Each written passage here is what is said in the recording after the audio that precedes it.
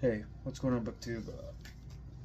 It's Catlin with another review, this time of Ronald Malfi's Senseless. Recently become a huge fan of Ronald Malfi. Think he's just doing really good modern horror. So, yeah. But I'm going to go over the characters real quick. You have Detective Rennie, and Rennie's investigating a homicide of a mutilated woman. You have Dr. Anderson, who he is a doctor. Yeah. And like a year before, I think his wife was also murdered in the same way that this current woman has been murdered. So him and Rennie are trying to figure out, what's going on. Then you have Maureen, and she is a author who wrote one book a long time ago. It was a horror book, not well received by critics, and she's currently engaged to a famous producer of movies, and his name is Greg. And Greg has a son named Landon, and Landon is a real piece of yeah. So that's what's happening there. You have Toby. Toby's a nice guy, real quiet, lives with his mom, real sheltered person, and he starts running I don't know, a taxi service for a certain type of vampire. He just hauls around vampires, a vampire. Alright, so real quick, we'll go over the cons.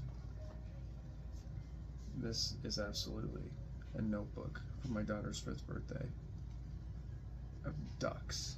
She loves ducks. The 2-year-old, about to be 3, loves turtles. Anywho,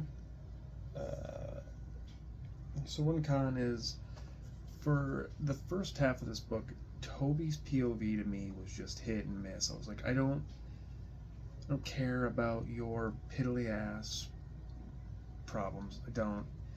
That being said, it does pay off in the end. There was a point though when I was like, is this dudes? Is any of this gonna pay off? Here's why, right? Okay, this is not on the notes, but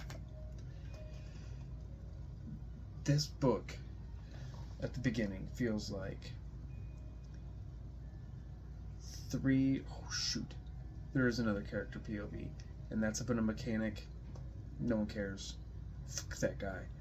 Anywho, these stories feels like Rennie's like the one story, Maureen and her family stuff is another story, and you're just like taking turns.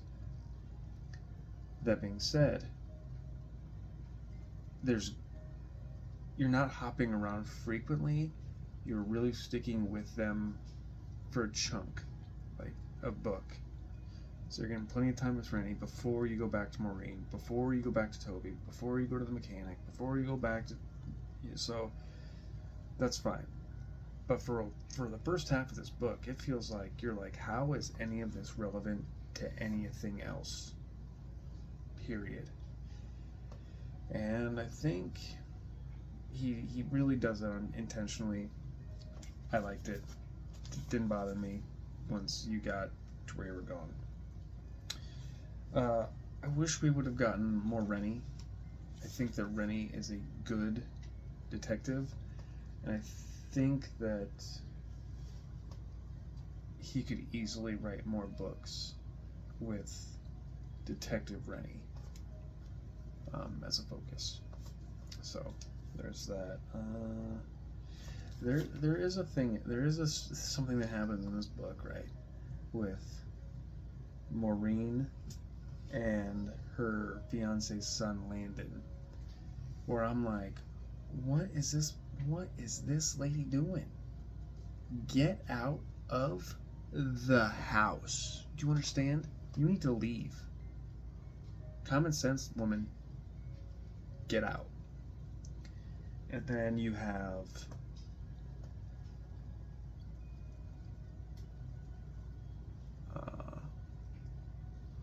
well, what's funny about that, as soon as I thought that, the very next scene, she has a meeting with another woman who has had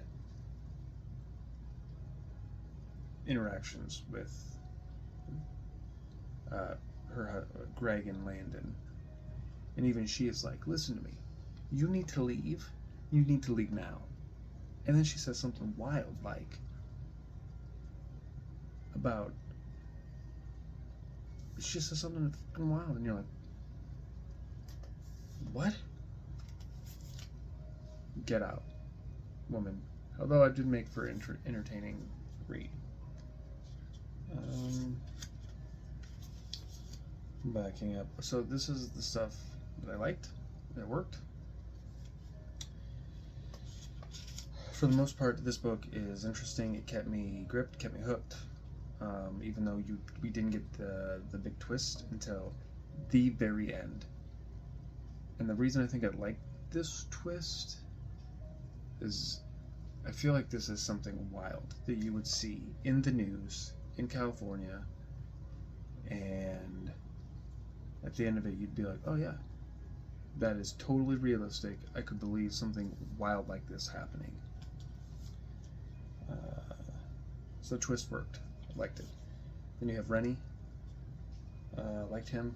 I like him as a character. But this book really is super plot heavy. You're not really getting character arcs. You're not getting really too much payoff from these characters. A lot of these characters are kind of... Literally, one of the characters is a rich producer who's just trying to make a movie. And he's got that stereotypical son who hates him because he didn't get love. But Ronald Malfi really writes characters really well, so I think that didn't really deter me from anything. Anyhow, Maureen's POV was great, start to finish. Like I said, Toby's was okay after you get past his first half of his arc, and he's the one that gets built up, I think, right? And then it's like, and then he's the one who's going on like these weird ride-alongs with a weird fucking woman. Vampires. And yeah, so the twist is the thing. Again, I think this book is really good. I'm glad I read it. It's just, I always look forward to Malfi's next read. Would I put this in the top half of the books I've read by him so far? Maybe, but probably not. It'd be close.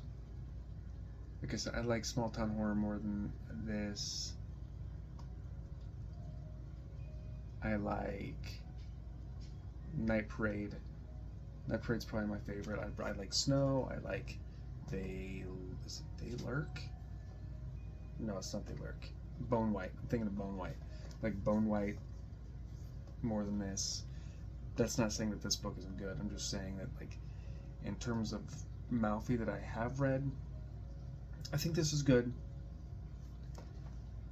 I don't know that it's my favorite by him, but this worked. And if he continues writing books with Rennie, Detective Rennie, I think that would be fantastic. Excuse me, I just burped out of my mouth. Don't know if you picked that up, but alright, I'm out of here. This video is going to be too long. No one's going to watch it anyways. Alright, bye.